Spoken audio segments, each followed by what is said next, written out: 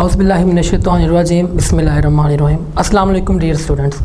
I am Ahsan Tariq, lecturer in chemistry from the Superior College Mandi Bahauddin. जो आज हम लोग topic discuss करेंगे वो चैप्टर नंबर 7 का लास्ट वाला टॉपिक है आइसोमेरिज्म।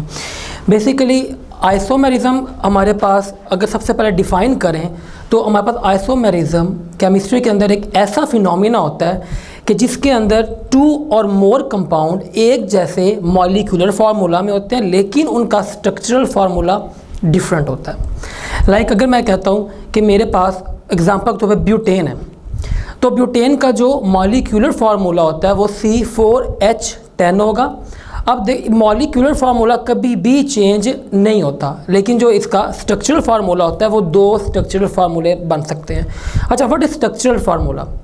स्ट्रक्चरल फार्मूला हम लोग कहते हैं कि जो अरेंजमेंट होती है एटम्स की चेन के अंदर वो चेंज हो सकती है। वो जब अरेंजमेंट चेंज होगी तो वो क्या आएगा, अलग अलग स्ट्रक्चर्स में आ जाएगा, and that is basically isomerism. This phenomena is called isomerism. और वो जो दो स्ट्रक्चर्स बन रहे होंगे, these two structures are called the isomers of each other. अगर हम इसके टाइप्स की बात करें तो आइसोमेरिज्म की हमारे पास दो टाइप्स होती हैं जो इंटर लेवल पे स्टडी की गई हैं। पहली आती है हमारे पास स्ट्रक्चरल आइसोमेरिज्म, दूसरे नंबर पे आती है सिस ट्रांस आइसोमेरिज्म। जो हमारे पास स्ट्रक्चरल आइसोमेरिज्म है, ऑलरेडी मैंने आपको बता दिया अभी कि उसके अंदर क्या होता है कि जो अरेंजमेंट होती है हमारे पास एटम्स की along the chain, in the chain, वो वेरिएशन उसमें आती रहती है। अगर ज्योमेट्रिक आइसोमेरिज्म की बात करें उसमें सिस एंड ट्रांस आइसोमेरिज्म आती है, जो कि सेकंड टाइप है हमारे पास आइसोमेरिज्म की। उसमें क्या होता है कि अल्कीन्स के अंदर जो पोजीशन होते हैं एटम्स की वो सेम और अपोजिट होती है। ये हम लोग लेटर ऑन नेक्स्ट लेक्चर में स्टडी करेंगे। जो आज हमारा फोकस है वो किस पे है, स्ट्रक्चरल आइसोमेरिज्म। स्ट्रक्चरल आइसोमेरिज्म की आगे से हमारे पास मज़ीद 5 टाइप्स आती हैं, जिसमें जो पहली टाइप है हमारे पास स्ट्रक्चरल आइसोमेरिज्म में that is the chain isomerism. Second is positional isomerism. Third आती है हमारे पास फंक्शनल ग्रुप आइसोमेरिज्म। चौथे नंबर पे जो आएगी वो आती है हमारे पास मेटामेरिज्म, और 5वें नंबर पे आती है टाटोमेरिज्म। अब हम इसको one by one with examples हम लोग एक्सप्लेन करेंगे। पहले बात आती है चेन आइसोमेरिज्म में।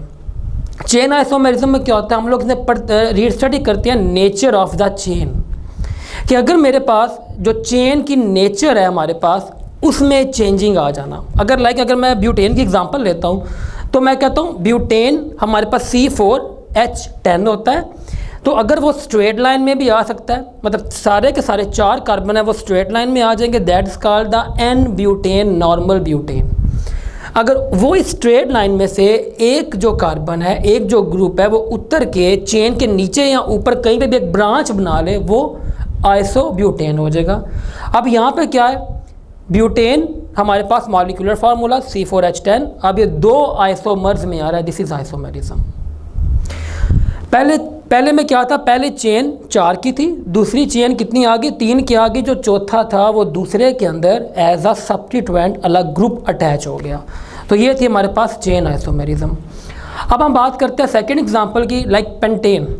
Pentane containing the 5 carbon atoms, मतलब C5H12। इसके हमारे पास बेटा 3 आइसोमर्स बनते हैं। लाइक अगर सारे के सारे पेंटेन एक ही कार्बन चेन के अंदर होंगे स्ट्रेट लाइन में, that is the n pentane. अगर उनमें से कोई एक भी कार्बन ऊपर या नीचे कहीं पे भी अलग होकर लग गया है, चेन के अंदर 4 रह जाएंगे, 5वां किसी जगह अलग अटैच हो जाएगा चेन के ऊपर नीचे, दैट इज़ द आइसोपेंटेन।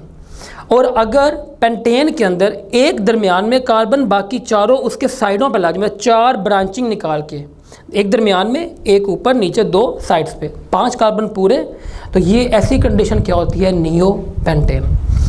अगर हम आइसोमेरिज्म को स्टडी करते हैं तो आइसोमेरिज्म को आपको बच्चे ये बात अंडरस्टूड होनी चाहिए कि जो हमारे पास जो सीरीज़ होती है उसमें मीथेन, इथेन और प्रोपेन में आइसोमेरिज्म नहीं होती। आइसोमेरिज्म स्टार्ट होती है from the butane which contain the 4 carbon atoms.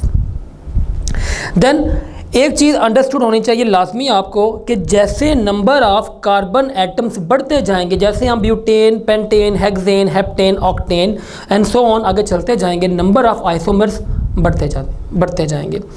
ये थी हमारे पास पहली स्ट्रक्चर आइसोमेरिज्म की जो टाइप थी, चेन आइसोमेरिज्म। देन सेकंड आती है हमारे पास, वो आती है पोजिशनल आइसोमेरिज्म। अच्छा, यहाँ पे दो आइसोमेरिज्म है जिनको कंपेयर करके स्टडी किया जाए तो ज़्यादा बेटर है, लाइक पोजिशनल आइसोमेरिज्म और functional group isomerism. Positional isomerism में क्या होता है, इसमें भी फंक्शनल ग्रुप का रोल है, फंक्शनल ग्रुप आइसोमेरिज्म भी फंक्शनल ग्रुप का रोल है। फ़र्क क्या है, डिफरेंस क्या है इसमें, पोजिशनल आइसोमेरिज्म में फंक्शनल ग्रुप एक ही रहेगा, बट फंक्शनल ग्रुप आइसोमेरिज्म में फंक्शनल ग्रुप ही चेंज हो जाता है। लाइक अगर मैं यहाँ पे एग्जांपल लेता हूँ, पोजिशनल आइसोमेरिज्म में मैं कहता हूँ मेरे पास CH3CH2 और CH2Cl, ये मेरे पास कौन सा है, 1-क्लोरोप्रोपेन। अब यहाँ पे क्या है, कार्बन 1 पे chlorine as a functional group attach है, दूसरे नंबर पे क्या करेगा, अपने दूसरे आइसोमर में आके अगर यही क्लोरीन पहले कार्बन से उतर के दूसरे पे लग जाए तो क्या बन जाएगा, 2-क्लोरोप्रोपेन। डिफरेंस क्या है, वो भी क्लोरोप्रोपेन है, वो भी क्लोरोप्रोपेन है, दोनों के अंदर फंक्शनल ग्रुप क्लोरीन है, बट पोजीशन यहाँ पे दोनों की क्या है, चेंज है। That is the positional isomerism. Then हम सिर्फ बात करते हैं इसकी फंक्शनल ग्रुप आइसोमेरिज्म की। फंक्शनल ग्रुप आइसोमेरिज्म में अभी मैंने आपको बताया कि जैसे कि पोजिशनल आइसोमेरिज्म में फंक्शनल ग्रुप सेम है, सिर्फ उसकी पोजीशन डिफरेंट होगी। फंक्शनल ग्रुप आइसोमेरिज्म में पूरा का पूरा फंक्शनल ग्रुप ही चेंज हो जाएगा। लाइक अगर मैं कहता हूँ मेरे पास डाई मिथाइल ईथर है, 2 CH3 ग्रुप के दरमियान में ऑक्सीजन है, कार्बन कितने हैं, 2, दरमियान में ऑक्सीजन है।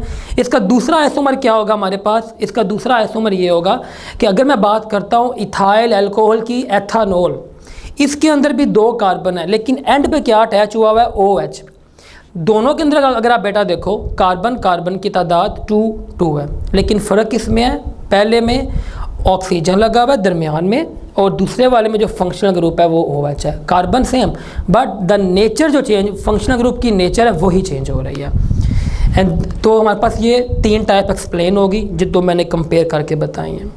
नेक्स्ट आती है हमारे पास जो चौथी टाइप है, that is the metamerism. Metamerism अगर हम लोग बात करें तो ये हमारे पास अगर डिफ़ाइन किया जाए मेटामेरिज्म को, तो इसको ऐसे डिफ़ाइन किया जाता है, the unequal distribution of the carbon atom on the both sides of the functional group. Like अगर मैं यहाँ पे लेता हूँ कि मेरे पास फंक्शनल ग्रुप यहाँ पे दरमियान में ऑक्सीजन है, 2 कार्बन के ग्रुप, 2 कार्बन एटम इस तरफ, 2 कार्बन एटम इस तरफ, तो ये क्या हो जाएगा, दरमियान में अगर ऑक्सीजन होगा, दिस इज द ईथर। यहाँ पे 2 कार्बन एक साइड पे, डाई इथाइल ईथर बोलेंगे, मतलब एक इथाइल का ग्रुप एक ऑक्सीजन के एक तरफ, एक इथाइल का ग्रुप एक ऑक्सीजन के दूसरी तरफ, तो this is called di ethyl ether. यहाँ पे क्या है, यहाँ पे एक ऑक्सीजन का जो एक्ट कर रहा है एज अ फंक्शनल ग्रुप, दोनों साइड पे कार्बन की तादाद हमारे पास सेम आ रही है, but we define a metamerism as the unequal distribution. अगर दोनों तरफ में से किसी एक तरफ से भी एक कार्बन हट के दूसरी साइड पे चला जाए, एक तरफ एक रह जाए, एक तरफ 3 चले जाएं, यहाँ पे दरमियान में oxygen as a functional group, दोनों साइड्स पे जो हमारे पास कार्बन की तादाद अब वो अनइक्वल हो गया, that is called the metamerism. दूसरा जो मैं अभी एक्सप्लेन करता इस स्ट्रक्चर के, एक तरफ एक कार्बन आ गया ऑक्सीजन के और दूसरे तरफ 3 आ गया, मतलब एक तरफ हमारे पास मिथाइल ग्रुप है, एक तरफ प्रोपाइल चला गया, तो फिर क्या बन जाएगा, इथाइल प्रोपाइल ईथर।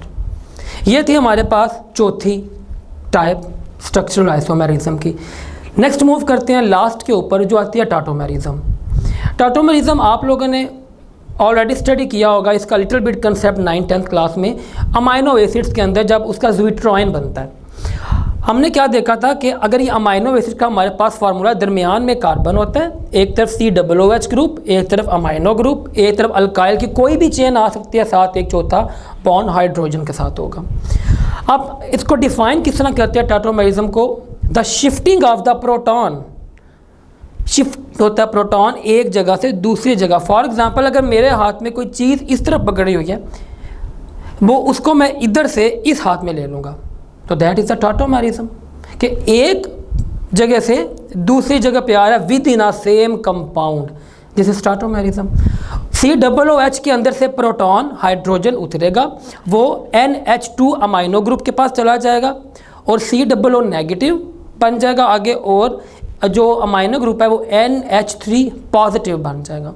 अब यहाँ पे बच्चे आप देखोगे कि NH3 के ऊपर पॉजिटिव चार्ज आ रहा है और COO के ऊपर नेगेटिव चार्ज आ रहा है। ऐसा कंपाउंड, ऐसा आयन बेसिकली कि जिसके एक ही के ऊपर पॉजिटिव और नेगेटिव दोनों चार्जेस मौजूद होंगे, उनको हम लोग क्या बोलते हैं? ज़्विटर आयन बोलते हैं।